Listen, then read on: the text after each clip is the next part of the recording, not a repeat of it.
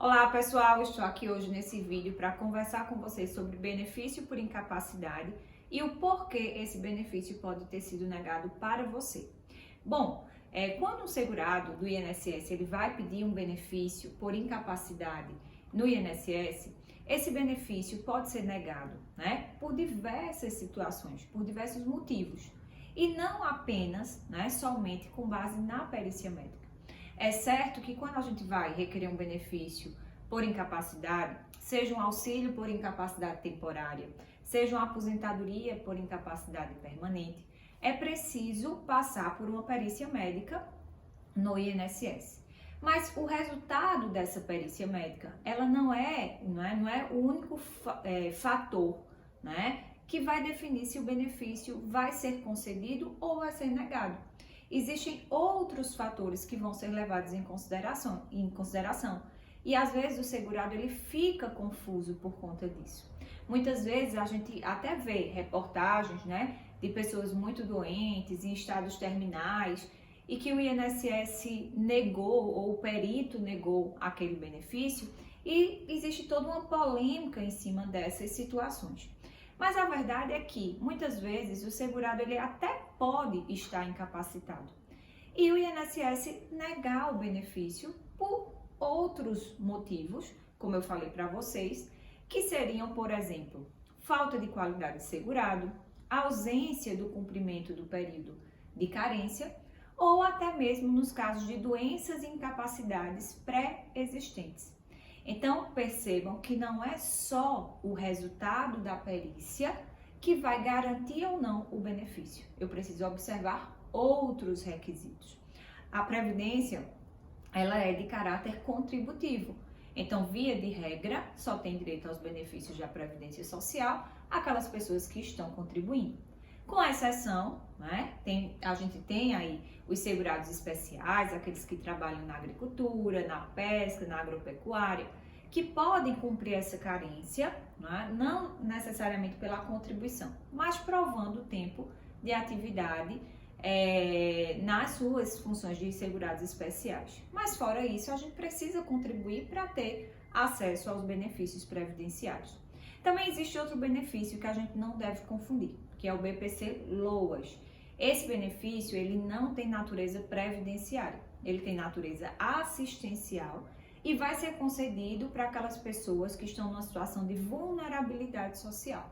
Independe de contribuição, mas nesse vídeo eu não vou entrar nesse detalhe deste benefício, mas somente nos benefícios previdenciários, auxílio por incapacidade temporária e aposentadoria por incapacidade permanente. Então vamos lá. Uma situação em que, apesar de existir uma incapacidade, o INSS pode negar o benefício é pela a ausência da qualidade de segurado. Como eu falei para vocês, como a Previdência Social ela tem caráter contributivo, a gente precisa contribuir para ter acesso aos benefícios previdenciários. Então, se o segurado ele está incapacitado, mas nunca contribuiu para a Previdência Social, ou até já contribuiu, mas passou anos e anos sem contribuir, ele não vai ter o benefício concedido porque ele não tem qualidade de segurado. Na descrição aqui do vídeo eu vou colocar algumas observações sobre isso. Outro motivo também que pode ser causa da negativa do benefício é a ausência do cumprimento de carência. Então, até existe a incapacidade, até existe a qualidade de segurado, porque aquela pessoa está contribuindo para a Previdência Social, mas ela não tem a carência que o benefício exige. O que é carência? É o tempo mínimo de contribuição que o benefício exige para ser concedido. Como regra geral, para os benefícios por incapacidade, a gente precisa provar que tem pelo menos 12 meses de contribuição. Mas existem algumas exceções em que eu só preciso provar a qualidade de segurado. Eu não preciso me preocupar com a quantidade de meses de contribuição. Mas são situações restritas, são situações que envolvem acidente de qualquer natureza, e não só acidente de trabalho, doenças profissionais ou que se equiparam,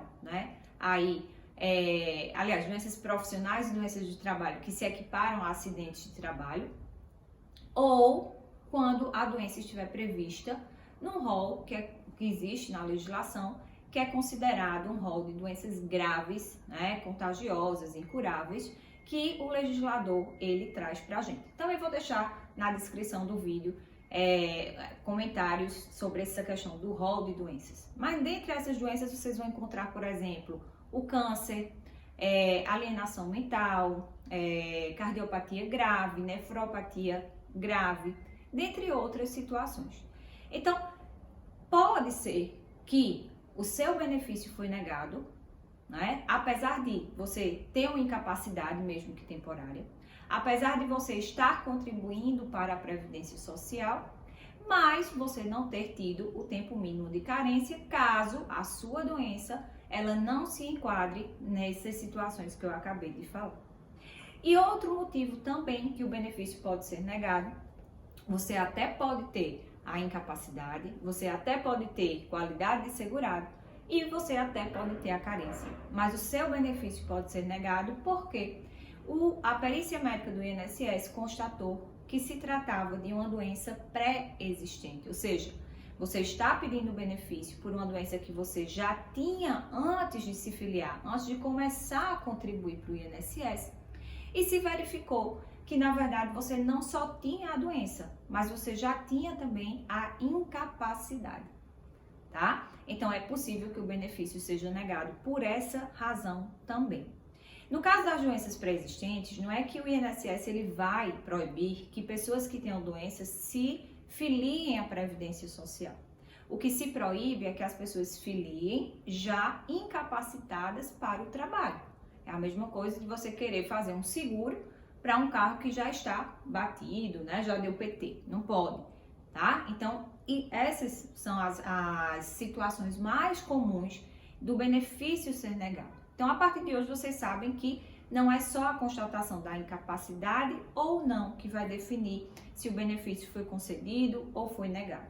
E para você saber a razão específica do seu benefício ter sido negado, é preciso solicitar, né, o laudo médico no INSS. Você pode fazer pelo Meu INSS, onde tem a opção laudos médicos.